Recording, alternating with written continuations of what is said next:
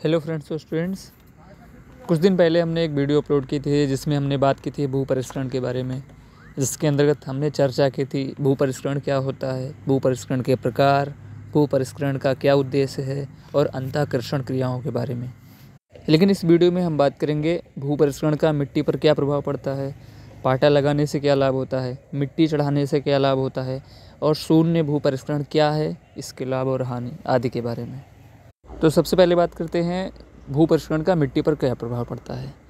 तो जैसा कि हम सब जानते ही हैं कि किसी भी खेत में किसी भी फसल को बोने से पहले उसकी तैयारी से लेकर निराई, गुड़ाई, जुताई, सिंचाई, कटाई आदि जो भी क्रियाएं की जाती हैं उसे भू परिष्करण कहते हैं। भू परिष्करण की क्रियाएं मृदा पर अनेक प्रकार से प्रभाव डालती हैं। जैसे भू परिष्करण की क्रियाएं जुताई, निराई, गुड़ाई आदि से मिट्टी भुरभुरी, मुलायम और पोली हो जाती है, जिससे जड़ों का समुचित वृद्धि और विकास होता है।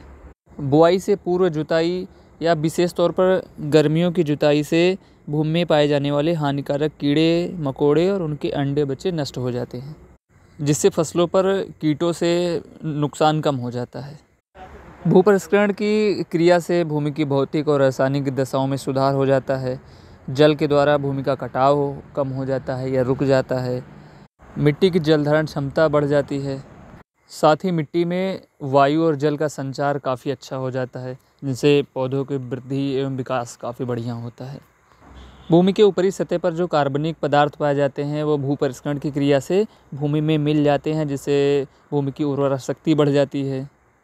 साथ ही भूमि में जो लाभदायक सूक्ष्म जीव और जीवाणु होते हैं उनकी वृद्धि अच्छे से होती है, उनकी क्रियाशीलता बढ़ जाती है, जिनसे उनका पौधों पर बहुत अच्छा प्रभाव पड़ता है। अब बात करते हैं खेतों में पाटा लगाने से क्या क्या लाभ होता है। जैसा कि हम सब लोग जानते ही हैं, देखा भी है कि पाटा लकड़ी का होता है, जिसे हर जगह पर अलग अलग नामों से जाना जाता है। कुछ जगह पाटा कहते हैं, कुछ जगह सरावन कहते हैं। यह लकड़ी का 2 मीटर लंबा और 30 से 40 सेंटीमीटर चौड़ा और 3 से 6 सेंटीमीटर मोटा होता है। कई जगह पर लोहे का बना बेलनाकार पाटा भी प्रयोग किया जाता है, जिसका मुख्य उद्देश्य खेत को समतल करना होता है। पाटा लगाने से खेत के बड़े बड़े ढीले टूट टूट कर महीन कण बन जाते हैं। खेत समतल हो जाता है, जिससे बुआई करने में आसानी होती है। विभिन्न कृषि कार्यों जैसे मेड़ बनाना, सिंचाई आदि में आसानी होती है। अधिक वर्षा होने पर खेत में सभी जगह बराबर मात्रा में पानी अवशोषित हो जाता है या बहुत ज़्यादा होने पर आसानी से बाहर भी निकाला जा सकता है। पाटा लगाने से खरपतवार एक जगह एकत्रित हो जाते हैं, जिन्हें खेत से बाहर करके नष्ट किया जा सकता है। मृदा की ऊपरी सतह पर एक पतली पपड़ी या परत बन जाती है, जिससे मृदा की नमी सुरक्षित रहती है। तो ये रहा कुछ पाटा लगाने से जो भी लाभ होते हैं उसके बारे में। अब बात करते हैं मिट्टी चढ़ाने के क्या क्या लाभ होते हैं। तो जैसा कि हम सब जानते हैं कि मिट्टी चढ़ाने का कार्य कुछ ही फसलों में किया जाता है, जैसे आलू, गन्ना, शकरकंद, अरबी, बंडा आदि में जड़ के ऊपर मिट्टी चढ़ाई जाती है। सबसे पहली बात, मिट्टी चढ़ाने से वो फसल गिरने से बच जाती है। और जो जड़ वाली फसलें हैं, कंद वाली फसलें हैं, जैसे आलू, बंडा, शकरकंद आदि, जड़ों के चारों ओर मिट्टी चढ़ाने से उनकी जड़ों का विकास अच्छे से होता है, जिससे उत्पादन भी काफ़ी बढ़ जाता है। कंद वाली फसलों में कंद बड़े और अधिक संख्या में निकलते हैं। यदि कंद वाली फसलों पर मिट्टी ना चढ़ाई जाए तो कंद हरे रहते हैं, जो नहीं खाए जाते हैं, क्योंकि वो हरे वाले काफ़ी नुकसानदायक होते हैं। समतल बोई जाने वाली फसलों की अपेक्षा जो मेड़ों पर बोई जाती हैं उनकी सिंचाई जल्दी और काफ़ी आसानी से हो जाती है। साथ ही जल सीधे पौधों की जड़ों के पास पहुंच जाता है, जिससे पौधों एवं जड़ों का विकास बहुत अच्छा होता है।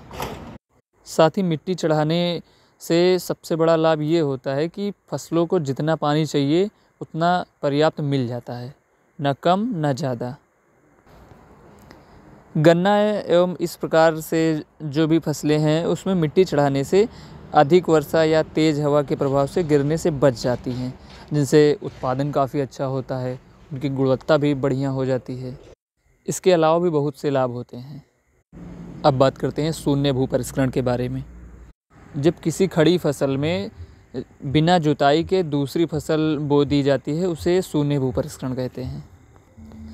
मतलब किसी फसल की बुआई पूर्व फसल के अवशेषों में ही बिना जुताई किए सीधे रूप में करना शून्य भू परिष्करण कहलाता है। जैसे धान की खड़ी फसल में ही सरसों या मंसूर की बुआई कर देना, गन्ना में सरसों की बुआई कर देना। इसी तरह अलग अलग क्षेत्रों में कई फसलों की बुआई की जाती है। अब बात करते हैं शून्य भू परिष्करण से होने वाले उन लाभों के बारे में जिसकी वजह से लोग इसका प्रयोग करते हैं। शून्य भू परिष्करण से जुताई बुआई में जो समय और धन लगता है उसकी बचत होती है, जिससे खेत की लागत में कमी होती है और मृदा क्षरण कम होता है। मृदा की संरचना ठीक वैसे ही बनी रहती है। तो ये रहा शून्य भू परिष्करण से होने वाले कुछ लाभ। अब बात करते हैं शून्य भू परिष्करण से होने वाली हानि के बारे में। शून्य भू परिष्करण से सबसे बड़ी हानि ये होती है कि इनसे भूमि की सतह ठोस बनी रहती है, जिससे अगली आने वाली फसल की जड़ों का विकास अच्छे से नहीं हो पाता है। पूर्व फसल के अवशेषों पर लगे हुए कीट और रोग का प्रभाव उस आने वाली फसल पर भी पड़ जाता है तथा शाकनाशी का प्रयोग काफ़ी ज़्यादा मात्रा में करना पड़ता है, क्योंकि पूर्व में बोई गई फसल में जो भी खरपतवार होते हैं वो वैसे ही बने रहते हैं। तो फ्रेंड्स, इस वीडियो में बस इतना ही और नेक्स्ट वीडियो में हम और भी जानकारी के साथ आएंगे। तब तक के लिए जय हिंद।